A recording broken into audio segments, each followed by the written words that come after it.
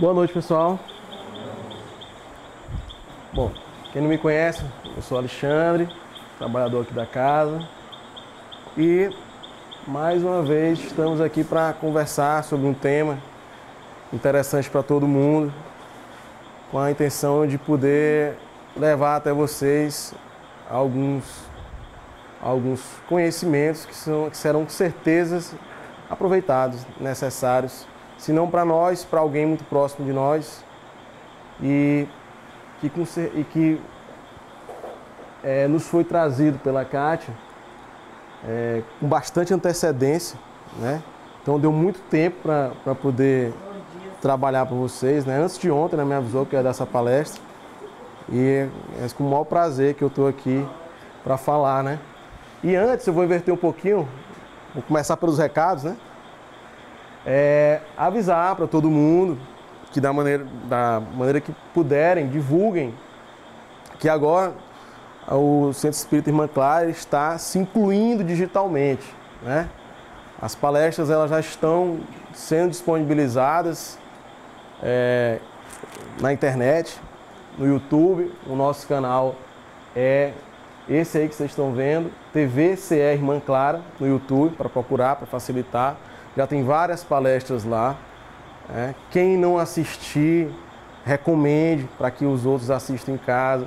Eu já vi muitos depoimentos de pessoas que estão assistindo essas palestras em casa e estão tendo um ótimo aproveitamento, porque às vezes não dá para vir para cá. Por um motivo ou por outro, a pessoa não pode vir, enfim, aconteceu alguma coisa, mas na segunda-feira, toda segunda-feira, depois das palestras, elas já vão ser disponibilizadas no nosso canal do YouTube.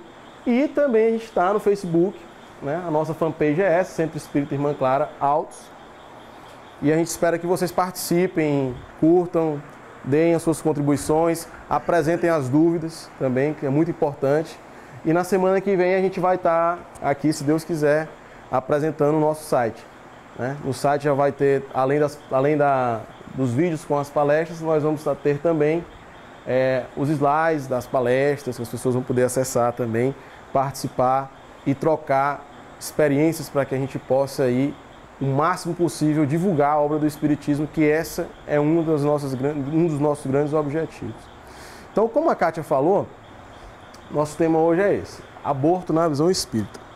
Pois bem, eu já aviso para vocês que eu não sou médico, certo? Mas isso não me impede nem 1 milímetro de falar sobre o tema. Porque, se me conhece, eu sou advogado e esse é um tema que ele tem várias penetrações de várias áreas, né? De todas as áreas a gente vai poder tratar e falar sobre isso. Não é um tema que se esgota em uma palestra, longe disso. É um tema muito complexo, que puxa outros temas, vocês vão ver aqui, mas que em uma palestra nós vamos ter algumas ideias claras e bem definidas.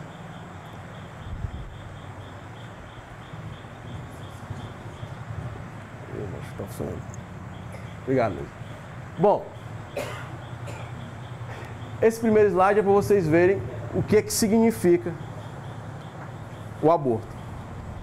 O aborto é a antítese dessas imagens que nós estamos vendo, é o contrário de tudo isso que nós estamos vendo. Nós nos deparamos com essas imagens, nós logo somos tomados por algum tipo de sentimento bom.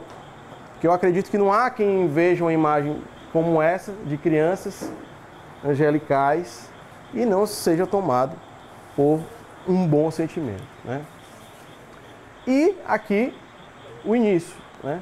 Aborto. Apertar o gatilho é uma escolha sua. Que quer dizer o quê?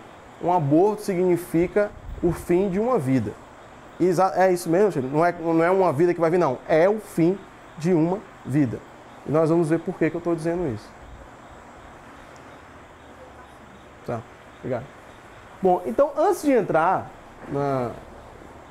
estritamente nos ensinamentos da doutrina espírita sobre o tema, eu tenho que lembrar para todos, sem querer, de maneira nenhuma, estar aplicando ou divulgando ou dando lição de moral para ninguém, mas é apenas a título informativo que aborto é um crime.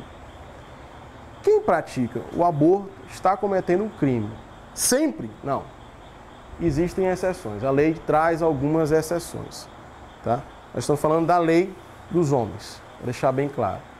E quem, de alguma maneira, participa ou ajuda, incentiva, enfim, quem contribui para isso, também pratica o crime.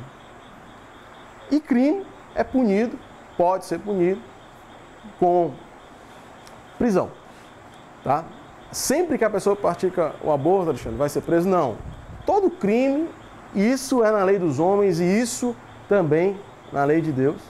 Existem atenuantes e existem agravantes. Nem sempre a pessoa vai. Mas a pessoa vai passar pelo constrangimento de responder por isso. E sobre esse tema, a gente tomou conhecimento, estudando, que existem várias propostas em tramitação no Congresso Nacional para alterar o Código Penal para que o aborto seja encarado de outra maneira. Mas existe, o que está mais consolidado é essa proposta do Ministério, que já saiu do Ministério da Justiça e da Comissão de Constituição e Justiça, né, no sentido de colocar que quem compartilha a prática do abortamento e quem autoriza, com ele consente e o executa, vai responder também por esse crime. Né? Algumas normativas do Sistema Único de Saúde já tentou tratar sobre o tema, porque aborto é um problema de segurança pública e também é um problema de saúde pública. E mais do que isso, nós vamos ver aqui hoje, causa um problema espiritual muito grande. Nós estamos longe de saber as implicações. Nós temos aqui uma ideia pelos estudos, pelo que a gente pesquisou, mas exatamente só quem passa ou já passou vai poder dar um depoimento mais abalizado sobre isso. Bom, eu trago aqui um pouco de considerações sobre essa questão, sobre esse anteprojeto, né? Porque existem várias, como eu falei, várias propostas, não só de mudança de enfoque, como de descriminalização do aborto. Por quê? Porque quem defende a descriminalização do aborto fala sempre em direito da mulher. O direito que a mulher tem de dispor do seu corpo, o direito que a mulher tem de decidir sobre a sua vida e sobre as implicações que os seus atos irão tomar. Né? Nós temos hoje um lobby, na verdade, muito grande para que isso não mude. Mas existe também outra corrente muito forte da descriminalização. E ambas trazem aí um conteúdo que pode repercutir na esfera espiritual. Isso eu digo em relação ao nosso país e, enfim, à nossa sociedade. Por quê? Porque, embora a prática do aborto seja algo estritamente pessoal, seja algo que diga respeito somente à pessoa a decisão de tomar, porque a repercussão ela vai ela atinge locais que ninguém tem condição de medir. Embora seja isso, nós temos aí que há um claro desrespeito ao direito à vida. E o direito à vida, além de estar na Constituição Federal como um direito sagrado, como um direito básico de todos os cidadãos, é algo também primordial para nós que estudamos, praticamos e tentamos ser espírita, tentamos nos melhorar. O direito à vida é onde começa tudo. E se eu penso em praticar o aborto, eu estou indo contra um direito básico, defendido pela doutrina espírita, que é o direito à vida.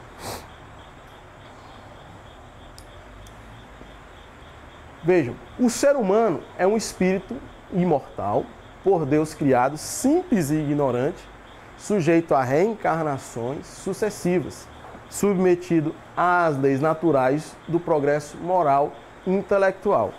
Eu quero chamar a atenção de vocês para essa palavra, progresso, essa expressão, progresso moral.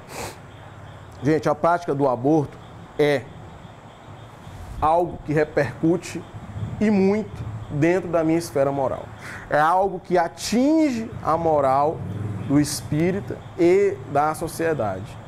E a reconstrução moral, ela demanda muito esforço, muito esforço. E nós vamos ver mais adiante a respeito disso. Então, voltando, qual seria o primeiro de todos os direitos naturais do homem? Acabei de falar. O primeiro de todos os direitos naturais do homem é o direito à vida. O de viver. Por isso é que ninguém tem o direito de atentar contra a vida do seu semelhante, nem de fazer o que quer que possa comprometer-lhe a existência corporal. Isso está no Livro dos Espíritos, questão 880. Posição do Espiritismo. Primeiro, o Espiritismo é contra o aborto e a favor da vida. Ah, mas se acontecer, tem jeito. Se acontecer, como é que eu vou ficar? Bom, a gente vai ver mais na frente, tentar pegar um pouquinho de todas essas questões, mas todo mundo que erra tem o direito de acertar. Todo mundo que erra tem o direito de se reconstruir moralmente e espiritualmente. Então, quem tenha presenciado, tenha conhecimento, já de pronto pode dizer, ninguém pode passar a vida toda ligado a um erro. Porque o erro, ele aconteceu porque nós, seres humanos, somos falíveis. E nós temos o livre-arbítrio de decidir sobre a nossa vida. Às vezes nós tomamos decisões equivocadas. E nós não podemos ter medo de encarar os nossos erros. Nós não podemos ter medo de enfrentar os nossos fantasmas.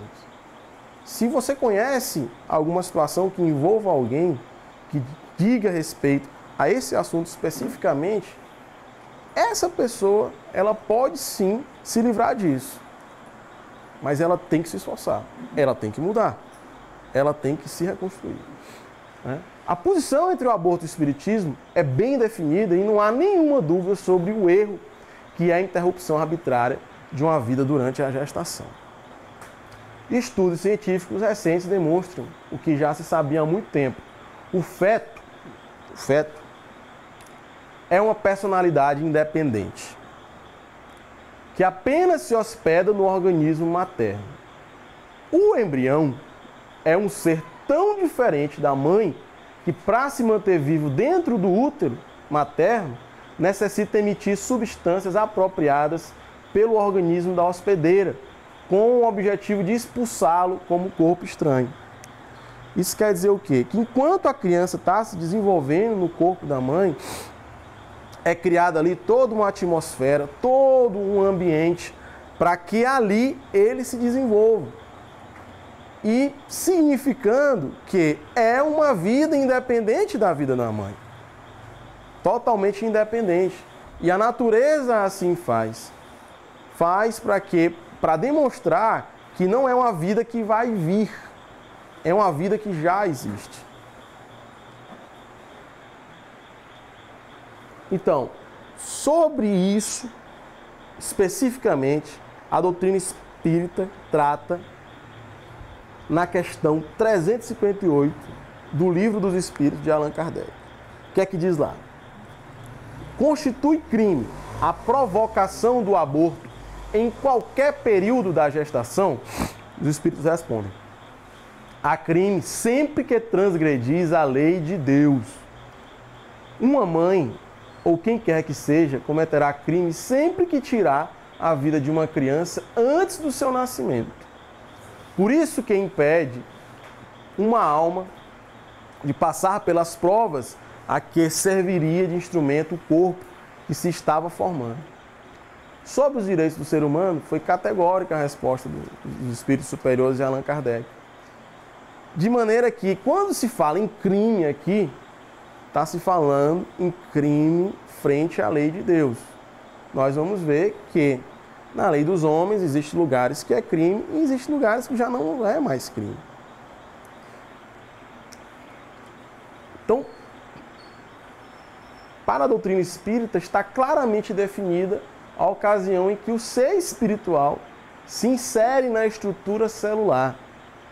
Por isso essa figura aqui é o espermatozoide adentrando ao óvulo e depois que ele entra, ele vai ser fecundado. Uma vez fecundado, aqui significa que o ser espiritual se insere na estrutura celular, inicia-se a vida biológica com todas as suas consequências. Uma vez interrompida essa vida biológica, nós estamos tirando a oportunidade de uma pessoa vir para a Terra. E a interrupção significa aborto. Na questão 344 do Livro dos Espíritos, de Allan Kardec indaga aos espíritos superiores: em que momento a alma se une ao corpo? Aí ele responde: a união começa na concepção, mas só é completa por ocasião do nascimento. Ou seja, o processo de nascimento, o processo de desenvolvimento de uma vida do início até que ele se concretize, é demorado. Porque vocês vão de concordar comigo. Viver, você sair do estado espiritual para vir até a vida, não é algo simples, é algo complexo. Por isso que demora. E é assim, pessoal, na natureza, de uma maneira geral, cada um com os seus prazos. Mas na natureza, de uma maneira geral, demora-se um pouco esse processo de fecundação até vir a vida. O ser via viver. Desde o instante da concepção, o espírito designado para habitar certo corpo, a este se liga por um laço fluídico, que cada vez mais vai se apertando, vai se amoldando, vai se acoplando, até o instante em que a criança vê a luz, ou seja, que a criança nasce. O grito que o recém-nascido solta anuncia que ela se conta no número dos vivos e dos servos de Deus. Que é o quê? Quando a criança nasce, ela grita, ela chora. Então quer dizer que ela já está entre nós, se completou o processo do nascimento. E agora nós vamos tratar de uma questão que é muito polêmica. O aborto terapêutico. O que é aborto terapêutico? Quando a medicina dos homens orienta a realização do aborto, como é que é isso? Implica, não implica? Quais são as consequências? Como é que funciona isso? Pode ou não pode? O que é que o Espiritismo diz sobre isso? Bom, o procedimento abortivo é moral somente em uma circunstância, segundo o Livro dos Espíritos, questão 359, respondida pelos Espíritos superiores. A pergunta que se faz: dado o caso em que o nascimento da criança pusesse em perigo a vida da mãe, mãe dela, haveria crime em sacrificar-se a primeira para salvar a segunda? Resposta clara e objetiva: preferível é se sacrifique o ser que ainda não existe a sacrificar-se o que já existe. Ou seja, se existir uma situação em que é ou a vida de um ou a vida de outro, a orientação é: se preserve a vida que já existe, porque a vida que ainda não aconteceu, ela pode ter mais brevemente uma oportunidade de vir. E se o motivo dela não encarnar for um motivo nobre, de permitir que a mãe continue vivendo, certamente ela vai ter essa oportunidade muito mais rápido do que se a situação fosse diferente. Então, os espíritos, eles estão se referindo aqui ao ser encarnado após o nascimento, quando ele fala. É verdade que com o avanço da medicina que nós vivenciamos hoje, isso vai se tornar cada vez mais difícil de se acontecer. Talvez as respostas dos espíritos já estavam prevendo que esse avanço iria acontecer. Muito provavelmente. Por quê? Porque hoje em dia é muito difícil nós ouvirmos até falar em casos como esse. Antigamente era mais comum, devido aos parcos recursos existentes para lidar com esse tipo de situação. Então essa indicação de aborto, todavia com as angústias que provoca, mostra-se como situação de prova e resgate para pais e filhos que experimentam a dor educativa em situação limite, propiciando desse modo a reparação e o aprendizado necessário. O espírito que deixa de encarnar para salvar uma mãe já está espiando, já está resgatando os seus débitos. Aborto por estupro. Gente, esse tema é muito polêmico. Inclusive, é um tema, é uma parte da palestra que dava para fazer várias outras palestras, entendeu?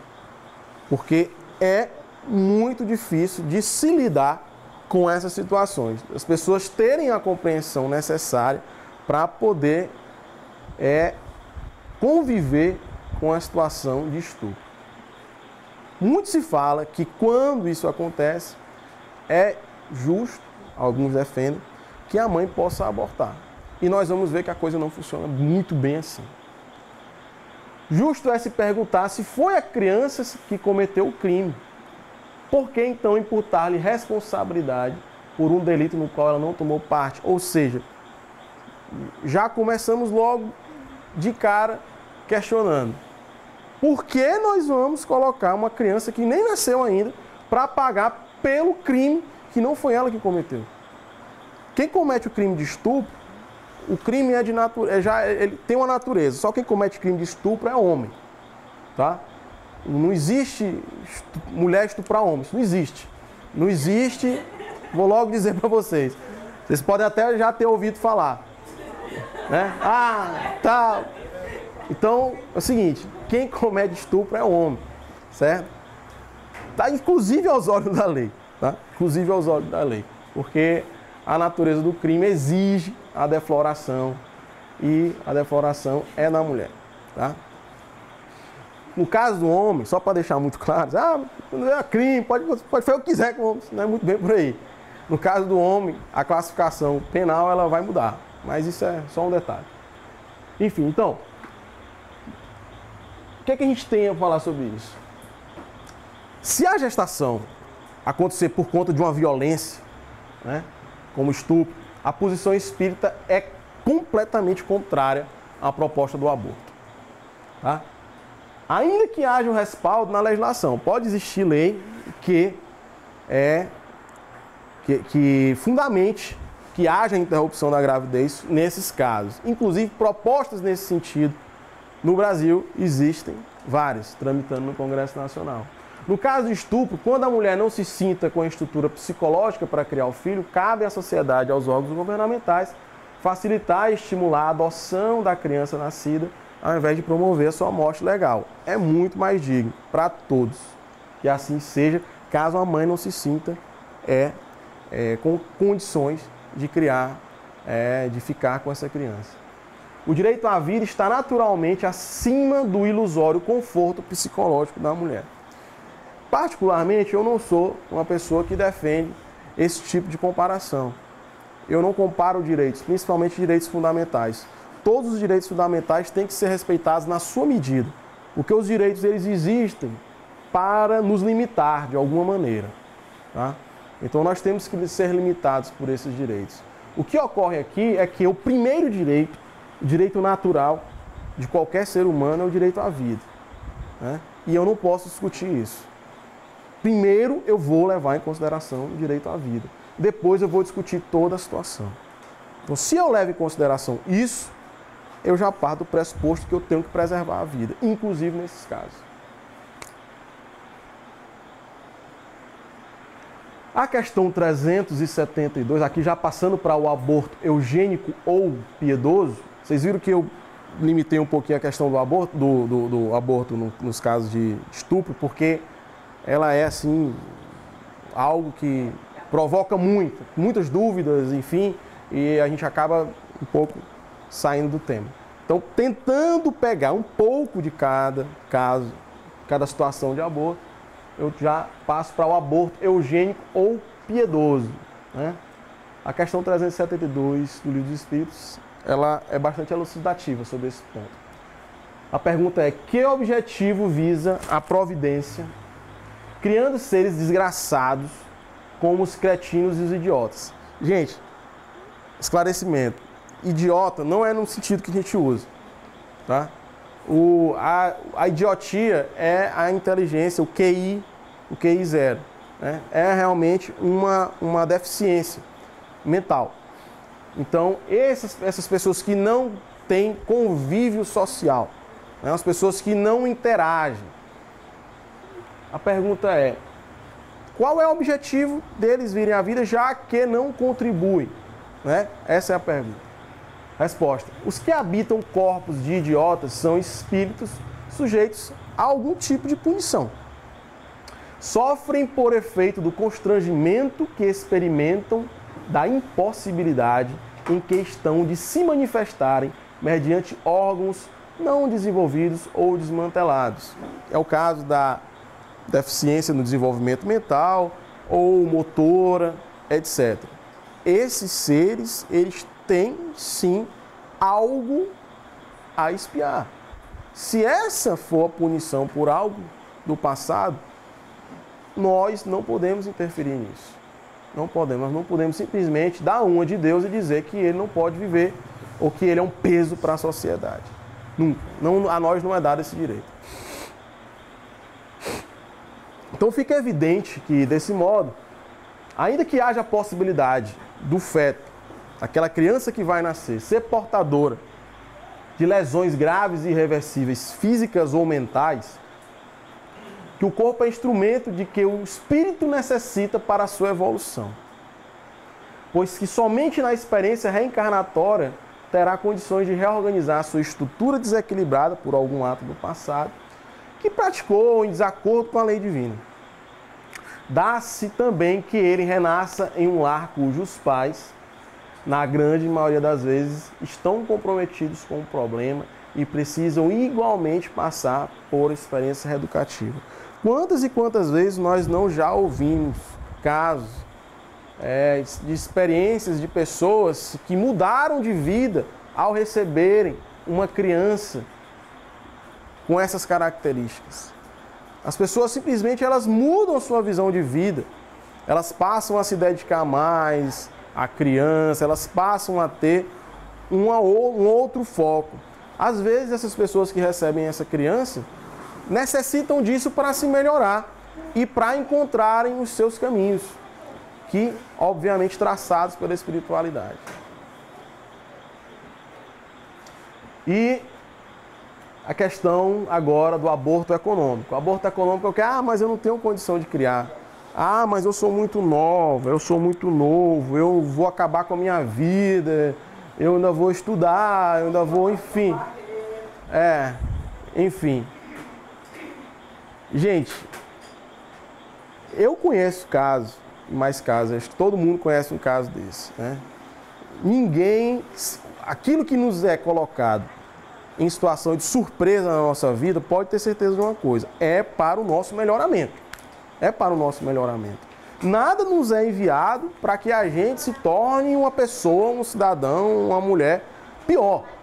Nós temos que saber encarar essas situações de maneira a tirar o melhor delas. E não dá para fazer, isso que eu volto para o que eu disse lá no começo da nossa conversa, não dá para fazer do medo que eu tenho de enfrentar essa situação algo que me impeça simplesmente de viver ou de tirar a vida de alguém. Isso não é justificativo. Isso causa uma série de problemas se as pessoas não souberem lidar.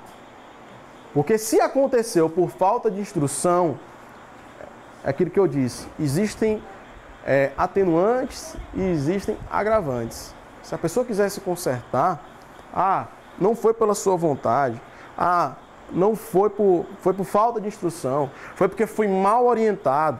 Você tem aí as condições ideais para que você possa se modificar e buscar o seu melhoramento e passar por isso. Se você trabalha isso, você passa e deixa isso para trás. Não pode deixar que isso tome de conta de você. Indo sempre à população. Aí tem essa questão aqui que é interessante porque, nós estamos aí hoje com 7, 8 bilhões de pessoas. Então vai chegar um momento aí que não vai caber mais gente, né? Só crescendo e tal. Como é que é? Isso pode ser um jeito para resolver? De maneira nenhuma. A pergunta lá na questão 687 do Livro dos Espíritos é: indo sempre à população na progressão crescente que vemos. E olha, isso aqui é século XIX. Chegará o tempo em que seja excessiva na Terra o número de pessoas, a população? Não, Deus aí se provê e mantém sempre o equilíbrio. Ele coisa alguma inútil faz. O homem que apenas vê um canto do quadro da natureza não pode julgar a harmonia do conjunto. Quando há um lugar desenvolvido demais, há um lugar que cai em desgraça econômica. Quando há muita gente no lugar, há lugares em que tem pouca gente. Quando há muita produção de comida num lugar, tem lugar que não tem comida nenhuma. E assim as coisas vão se equilibrando. Porque isso aqui é um todo. E nós temos que encarar isso com essa ideia holística de todo. Pode passar, né? Ainda sobre esse tema, no Evangelho segundo o Espiritismo, capítulo 15, Allan Kardec é muito esclarecedor sobre esse ponto. Ele diz: a terra produzirá o suficiente para alimentar todos os seus habitantes, quando os homens souberem administrar, segundo as leis de justiça, de caridade, de amor ao próximo, os bens que ela dá. Quando a fraternidade reinar entre os povos, como entre as províncias de um mesmo império, o momentâneo supérfluo de um suprirá a insuficiência momentânea de outro. E cada um terá o necessário. Convém destacar ainda que o homem não é apenas um consumidor, mas também um produtor, um agente multiplicador dos recursos naturais, dominando nesse trabalho uma tecnologia cada vez mais aprimorada. Gente, isso quer dizer o quê? Que não justifica. Em nenhum momento isso vai ser justificado. Não vai acontecer de isso ser necessário para se fazer um controle de quantas pessoas existem na Terra, porque a Terra só vai aguentar um número X de pessoas. Vários são os exemplos, a história da humanidade, em que quando o homem não se comportou como devia, e muito provavelmente a gente esteja chegando muito perto disso, quando o homem não se comportou como devia, veio um fato extraordinário e dizimou boa parte da população. Já aconteceu várias vezes. Na Europa, na época da peste negra, 1/3 da população foi dizimada, né? E não pensem que hoje nós estamos vivendo um tempo em que isso não pode acontecer. Pode acontecer. Vez por outra a gente está se deparando aí com gripe aviária, né? Com algumas doenças que nós não temos condições ainda de controlar. Recente agora, a questão do ebola. E isso pode se alastrar, basta que o homem não faça a sua parte. Então, aborto econômico é injustificável sob qualquer aspecto. Aí, pessoal, algumas questões mais específicas sobre essa história do aborto.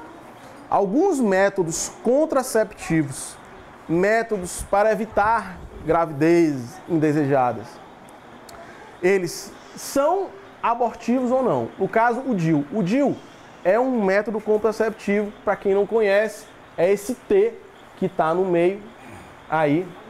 Sim? Tem, né? Ah, beleza. É esse T que está aí, esse Tzinho. A Kátia, a enfermeira, ela sabe mais do que eu, mas eu vou tentar explicar para vocês. Bom, isso daí, pessoal, é implantado no útero da mulher para que ela evite gravidez. Em vez de tomar os anticoncepcionais, etc., ela implanta isso daí. Isso tem um prazo de validade também, não é um negócio que vai ficar lá a vida toda e tal, né? Mas o questionamento é abortivo ou não? Isso daí significa a interrupção de uma vida ou não? Embora isso ultrapasse os limites do espiritismo, né, o que se tem de informação é que no meio médico existe muitas divergências a respeito desse método. Há um tempo atrás a gente ouvia falar muito nisso, mas ainda hoje tem gente que prefere usar, né? E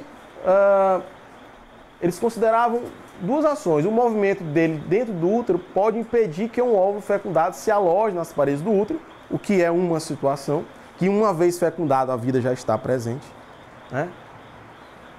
E através dos elementos químicos liberados, que isso aqui libera algumas substâncias no útero da mulher, dependendo do tipo de DIU dentro do útero, principalmente os associados com o cobre, né? Depois de fecundado, né, pode ser encarado, sim, como um método abortivo. Nesse caso, seria um dispositivo anti-implantação que resulta na morte e absorção do embrião, quando ele tem mais ou menos uma semana de idade, configurando-se aí, sim, o dispositivo como um dispositivo abortivo, e o seu uso seria desaconselhável na visão do espiritismo. Nossa sugestão, contudo, é que você procure esclarecer com o seu médico, até porque eu não sou médico, eu sou enfermeiro, né? Ele vai, Alexandre Slade, eu posso falar, né? Advogado. E tire suas próprias conclusões, né? Na verdade, você tem que procurar realmente um médico, entenda, e possa te aconselhar da melhor maneira possível. Bom, outro método bastante difundido hoje em dia. Pílula do dia seguinte. É aborto?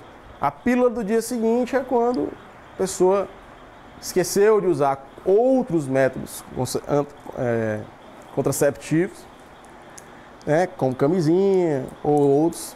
E aí, se esqueceu, no outro dia lembrou. E agora? E agora que já foi?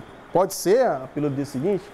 Bom, isso aqui é bastante importante na visão do espiritismo, porque trata de uma questão bioética, né?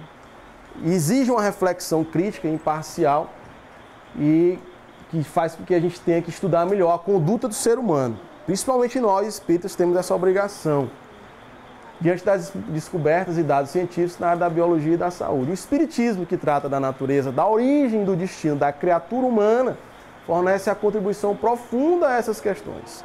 Uma questão muito simples, mas que confunde muitos pensadores, é sobre o começo da vida. Nós já vimos onde é o começo da vida, quando há a fecundação. Quando podemos dizer que o ser humano adquire vida, né? As questões 344, 360, nós já vimos no livro A Gênese, capítulo 11, item 18, também de Kardec, não deixam dúvidas que a vida começa na fecundação. O espermatozoide entrou no óvulo, fecundou, pá, começou a divisão celular, vida. Em geral, na tuba uterina da mulher, quando o perispírito reencarnante liga-se fortemente à célula ovo, porque tem que haver afinidade entre o espírito que está reencarnando com o óvulo, o espermatozoide. Tudo isso é um processo complexo que leva até o nascimento. Então, se liga à célula ovo, que é a primeira célula, né? O zigoto, produto diploide, com 46 cromossomas. Depois da fecundação, no terço distal da tuba uterina, que vai se movimentando, naquela figura que a gente viu lá atrás, o embrião, um novo indivíduo, corpo geneticamente ímpar, e perispírito e espírito, deve caminhar até o útero, levando cerca de uma semana para implantar-se. Por isso a opinião da questão do DIU, porque ele impede que isso aconteça.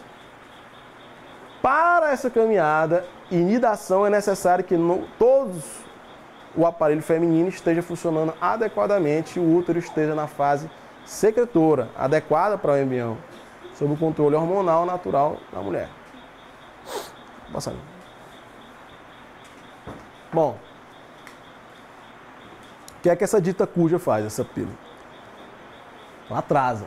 E em qualquer atraso, o embrião ele morre de fome, literalmente, por falta de nutrientes, e é absorvido pelo próprio organismo da mulher, e o espírito desliga-se para aguardar nova oportunidade reencarnatória. Portanto, o anticoncepcional de emergência, essa pílula do dia seguinte, é, segundo o Espiritismo, aborto. Se é para você passar por isso, não faça, meu irmão. Entendeu? Faça não. Porque você vai passar o outro dia todo com minhoca na cabeça. Entendeu?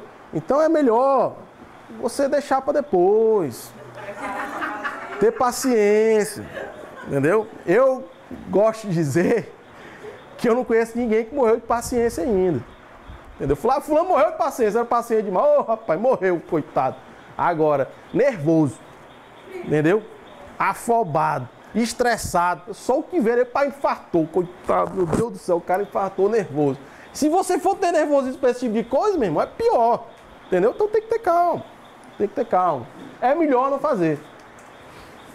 Então, por quê? Porque é considerado aborto se já tiver ocorrido a fecundação e a ligação do perispírito. Se não houver ocorrido a fecundação, não é aborto. Mas eu te digo, como é que você vai saber se teve ou não teve? Entendeu? Então, na dúvida, é melhor não pecar. Na dúvida, é melhor não pecar, deixar para depois. Só que a ética não pode lidar com essas hipóteses, já que trata do comportamento humano. Então, usar ou não usar? O que é mais ético? O que é melhor?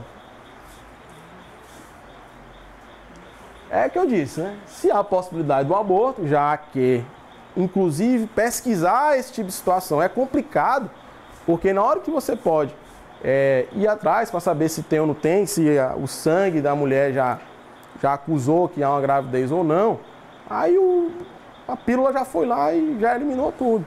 Então, como você não tem esses dados, por menor que seja essa possibilidade de acabar com essa conexão espiritual do perispírito também com o que está sendo fecundado, é melhor não usar.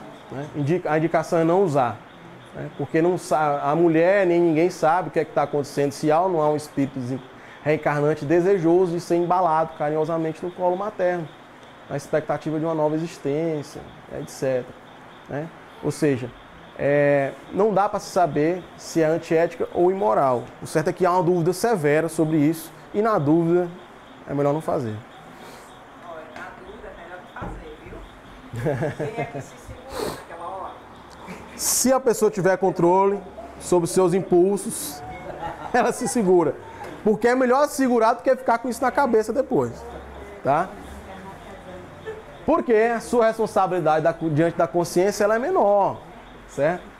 Uma vez tendo sido conscientizado eticamente, a sua opinião pode ter muito mais peso. Se você não sabe e passa por isso, é o que está falando? Vá lá. Mas se você sabe que isso pode acontecer, esse peso pode ser muito mais forte sobre os seus costas. Né? De qualquer forma, todos os enganos podem e devem ser corrigidos pela própria doação e oferecimento na proporção daquilo que se tirou da natureza. Né? Sobre isso aqui, esse assunto é interessante, quem é da área da saúde pode até querer pesquisar mais. Tem aqui o Espírito André Luiz no livro Missionários da Luz, psicografia de Chico Xavier, nos capítulos 13 e 15, que é interessantíssimo. Você vai ver que o negócio é muito pior do que você está imaginando. E as consequências do aborto. Consequências do aborto. Após o abortamento, mesmo quando acobertado pela legislação humana, o espírito rejeitado pode voltar-se contra a mãe. E contra quem contribuiu, contra quem participou. Tá? E por isso que Emmanuel, no livro Vida e Sexo, diz: admitimos que seja suficiente breve meditação em torno do aborto delituoso, para reconhecermos nele um dos fornecedores das moléstias de etiologia obscura e das obsessões catalogáveis na patologia da mente. Ou seja, adoece o corpo e adoece a cabeça, ocupando vastos departamentos de hospitais e prisões. Mulher e homem acumpliciados nas ocorrências do aborto criminoso desajustam as energias psicossomáticas com intenso desequilíbrio, sobretudo do centro genésico, implantando nos tecidos da própria alma a sementeira dos males, que surgirão a tempo certo, o que ocorre não só porque o remorso se lhes estranha no ser, mas também porque assimilam, inevitavelmente, as vibrações de angústia e desespero, de revolta e vingança dos espíritos que a lei lhe reservava para filhos. Por isso, compreendem-se as patologias que poderão emergir no corpo físico, especialmente na área reprodutora.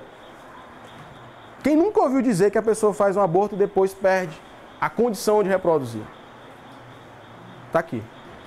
Como o desaguar das energias perispirituais desestruturadas, convidando o protagonista do aborto a reharmonizar-se com a própria consciência. Tá? Bom, e aqui é uma foto para você ver o que é que um aborto é capaz.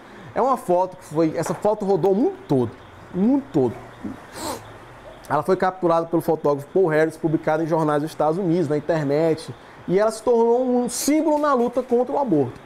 Ela mostra um feto, um nenenzinho em desenvolvimento de 21 semanas. 21 semanas, pessoal. Menos de 4 meses. Que durante uma cirurgia inédita, feita para salvar a vida dele, ainda no útero da mãe, agarra firme a mão amiga do médico. Hoje, esse nenenzinho aqui é um garoto saudável. Então, se tivesse dito, vala-me Deus, tá aí, não escapa mais não, tira logo. Né? Então, salvou-se a criança e virou um símbolo da luta contra o aborto. Pode passar. E aí a gente pergunta, quantos fetos, infelizmente, não têm essa mesma sorte? Né? Passando por mãos tão amigas assim. Por isso que o aborto é considerado um dos crimes mais cruéis que se pode cometer, porque você está tirando a vida de um ser humano que não tem direito de defesa nenhum e se tornando um crime bárbaro. Vocês não imaginam a dor que esse espírito reencarnante sente nesse momento tão doloroso, de já estar acoplado, já estar pronto para reencarnar e lhe ser retirado dessa condição. No momento do aborto, ele perde a oportunidade de voltar e reencarnar dessa forma. E quando se perde isso, se perde a possibilidade de voltar para cá e se redimir dos erros do passado. Por isso ocorre ao reencarnante o desequilíbrio pela rejeição, pois muitos necessitam voltar com aquela família em específico para resgatar os débitos do passado, inclusive débitos referentes a esses assuntos. Quem defende, invoca a questão do direito da mulher como argumento para descriminalizar o aborto, né? Entendendo que o filho é propriedade da mãe. E nós que somos espíritas temos que entender que nós não somos propriedade de ninguém. Nós somos seres de Deus com uma missão a cumprir aqui, cada um. Ninguém pode escolher se a gente deve viver ou morrer. Porque não há dúvida quanto ao direito de escolha da mulher em ser ou não ser mãe. Mas para ser ou não ser mãe, existem muitas coisas para serem feitas. Muitas coisas. Se chega até o ponto de engravidar, é porque existe um propósito para isso para você. Você tem que encarar, tá? Então, esse direito que ela exerce, com todos os recursos que o avanço da ciência tem proporcionado antes da concepção, quando passa a existir, também o direito, o feto, ao outro ser que vai vir, também tem o direito do nascituro, daquele que vai nascer, que é o direito à vida, que na visão espírita, se sobrepõe a qualquer outro. No reajuste. Como eu disse para vocês, o aborto é uma prática que acaba, ela destrói a moral do indivíduo, ainda que as outras pessoas não saibam. Moralmente, essa pessoa fica destruída, tá? Por isso é que os outros quadros de doenças psicossomáticas são comuns nesses casos, né? E o que se pretende é evitar a execução de um grave erro, de consequências nefastas, tanto individual como socialmente, como também a sua legalização, né? Como asseverou Jesus, eu também não te condeno. Vai e não tornes a pecar. Isso aqui diz tudo. Se houve o erro, há sim o caminho do recomeço, há sim o caminho para fazer com que isso não destrua a tua vida, tá?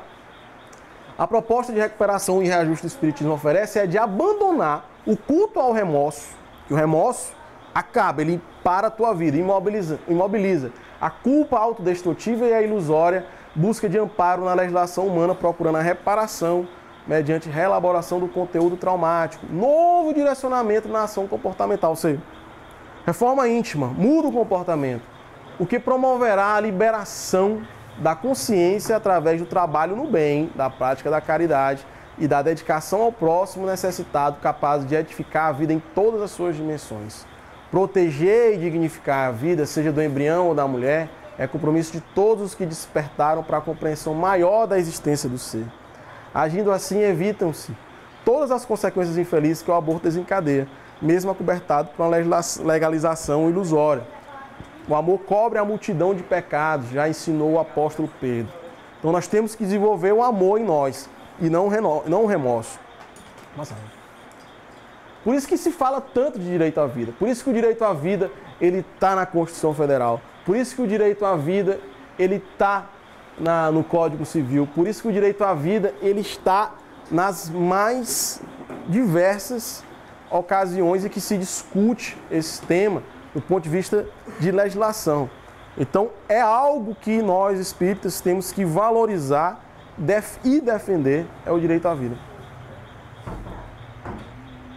E aqui eu trago um depoimento, pessoal, desse médico que ele foi considerado o médico que mais praticou abortos na história oficial, tá? O Dr. Ethan Neferson, que é ex-diretor da maior clínica abortiva do mundo, tá? Ele diz que ele contou isso aqui foi o que ele contou no congresso na Espanha. Ele diz: refiro-me ao centro de saúde sexual situado a leste de Nova York. Lá tinham 10 salas de cirurgias e 35 médicos especializados estavam sob as minhas ordens. Nós praticávamos 120 abortos diários, inclusive aos domingos. E só no dia de Natal nós não trabalhávamos. Quando me encarreguei da clínica, tudo estava sujo e nas piores condições sanitárias. Os médicos não lavavam as mãos entre um aborto e outro, e alguns eram praticados pelas enfermeiras ou simples auxiliares. Eu consegui modificar tudo aquilo e transformá-la em uma clínica modelo em seu gênero. E como chefe de departamento, tenho que confessar que cometi mais de 60 mil abortos. E uns 5 mil foram realizados por mim pessoalmente. Recordem que uma festa em que demos, algumas pessoas dos médicos, esposas dos médicos, me contaram que seus maridos tinham pesadelos à noite. E gritando falavam de sangue e de corpos de crianças destroçados. Outros bebiam em demasia. Alguns tomavam drogas e vários deles tiveram que consultar especialistas de desordens mentais. Muitas enfermeiras se tornaram alcoólatras e outras abandonaram a clínica afetadas por sérias perturbações nervosas. Hoje o Dr. Ethan, ele se tornou um ativista contra o aborto, mostrando para nós que, inclusive, uma pessoa que contribuiu para esse número absurdo de abortos pode sim se regenerar. Pode adotar o caminho contrário e resgatar suas dívidas. Não é pouco o que aconteceu. E esses relatos da clínica, dessa clínica em que acontecia isso, são relatos de todas as clínicas ou todos os lugares que se praticam esse tipo de cirurgia. As pessoas enfrentam os mais variados tipos de doenças psicossomáticas. Por quê? Porque num lugar desse não vai espírito bom. Porque num lugar desse não fica espírito que vai para lá para evitar. Ele não vai ficar lá. Pode ir um lá para salvar outro, acompanhar quem está precisando, acompanhar quem tem merecimento. Mas ficar lá, não fica. E aí vai para onde? Vai acompanhando quem fica lá todo dia. E são responsáveis pelas mortes dessas crianças, desses fetos. Às vezes, o cara não tem a obsessão não alcança. Ele faz uma boca e já abre a porta. Exato. É uma porta aberta para todas essas obsessões. Então, como poderíamos ajudar de forma eficaz os irmãos que procuram auxílios com culpas imensas, assolando-lhes os espíritos por terem cometido aborto no passado? Como é que nós, espíritas, podemos ajudar uma pessoa que passou por isso, uma pessoa que, enfim, procurou um amigo, etc. e tal? Bom, como nós todos sabemos, a Terra é um planeta de provas e expiações e habitados por seres de mediana evolução, via de regra. Nós todos somos espíritos comprometidos e, se possível fosse recordar o passado, nós chocaríamos com os delitos e crimes bárbaros praticados por nós mesmos, nas mais tenras eras, lá no passado. Então ninguém pode considerar-se puro, pois seria uma presunção muito infantil. Parece-nos que a melhor maneira de ajudar a quem se sente culpado é convidá-lo ao uso do bom senso e tentar enfatizar que qualquer procedimento de reconstrução espiritual implica na mobilização da boa vontade, na boa vontade de mudar de comportamento, em trilhar o caminho oposto. Então, nós dizemos que o esforço do auto-soerguimento passa por 3 etapas. 1. Conscientização do erro cometido. Não dói a gente reconhecer que errou. Não dói. Tá? Isso porque ninguém se julga devedor se não admitir a própria culpa. Esse é o primeiro passo. Arrependimento sincero acompanhado do pedido de perdão a Deus. Atitude sensata, porque Ele é o Senhor da vida. A reconstrução íntima da moral implica no arrependimento sincero do delito cometido e na aceitação das consequências posteriores, sem que haja blasfêmia e nem revolta. Empenho no trabalho reparador. Ninguém se livra do sabor amargo, do fruto colhido, se não se dispuser a reparar o prejuízo imposto aos outros pela semeadura incorreta no passado. O remorso, ele deve ser substituído pelo desejo de auxiliar os outros, de auxiliar os próximos, especialmente as crianças carentes e albergadas em orfanatos, que muitas vezes foram vítimas de abandono por prática de estupro, por exemplo. O trabalho assistencial traz dupla vantagem. Evita a ociosidade mental e colabora decisivamente para o engrandecimento espiritual do ser. Autêntica maneira de se retomar a caminhada evolutiva. Além disso, reforçaríamos um lembrete. A adoção é sempre a melhor das medidas redentoras. Se praticou o aborto ou se tem algum problema que impede a reprodução, a adoção é o melhor caminho para, inclusive, resgatar as dívidas. E aqui eu trago uma música que trata sobre esse tema. A Fernanda Brum, ela disse: certo dia uma jovem bem jovem me disse: Fernanda, estou grávida. E agora? Ela pensou consigo: Deus, nosso Pai, sempre coloca em nosso caminho pessoas que possam nos aconselhar, nos ajudando nos momentos difíceis. Por isso que nós jamais estamos só. Se a gente recebe um pedido desse, é porque a gente está com a missão de ajudar. Pedido de conselho desse, a gente tem a missão de ajudar essa pessoa. Então ela diz: suas mãos eram negras e frias, tremiam, suavam, buscavam as minhas mãos. Ela me revelou que chorava e pensava em aborto. Ela me revelou que chorava e pensava em morte. Ela me revelou que chorava e pensava no cara. Sozinha, ela chorava. Eu sei como difícil pode ser a dor de quem não fez por merecer. Eu sei o que é querer e não poder. As mães que em outras existências abortaram seus filhos e hoje não podem ser mães, não podem mais ter esses filhos. Deus. O que é sonhar com uma criança em meu ventre? Falei do sonho que era conceber. Contei quantos perdi sem merecer. Chorei e implorei em oração.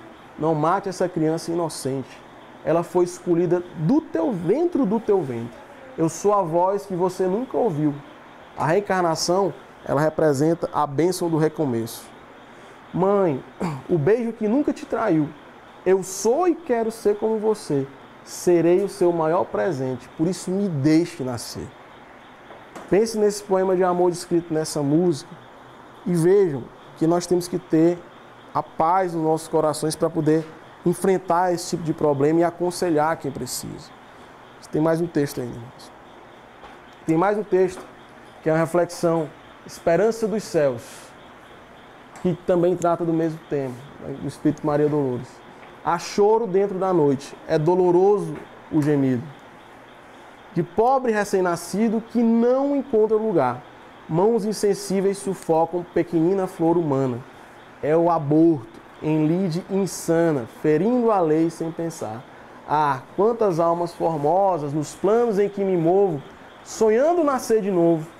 No entanto, rogam em vão, agasalham-se no amor, mas em lágrimas convulsas, ei-las, batidas e expulsas, a golpes de ingratidão. Irmãos na terra, escutai, detende a marcha do aborto, estendei vosso conforto aos companheiros do além. Cada criança que surge, mesmo em rudes labéus, é uma esperança dos céus para a vitória do bem.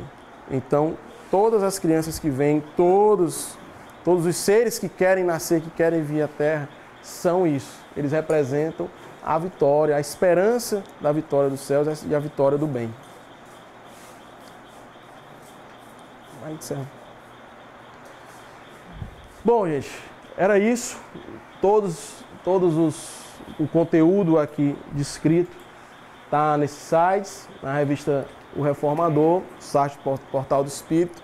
Eu espero que a gente tenha tido uma breve ideia do que representa o aborto, do que significa, de como repercute na nossa esfera pessoal e espiritual, né? E a mensagem final que eu deixo é essa. Todos nós temos nossos medos, todos. Não existe esse ser humano que não tem medo de nada. Todo mundo tem medo de alguma coisa. E se o medo for de enfrentar uma situação como essa, lembre dessa música, lembrem desse poema e lembrem do bem que vocês podem fazer a essa alma, a esse ser que está destinado a nascer e poder espiar como você ou qualquer outra pessoa pode espiar. Tá bem? Por hoje é só. Obrigado.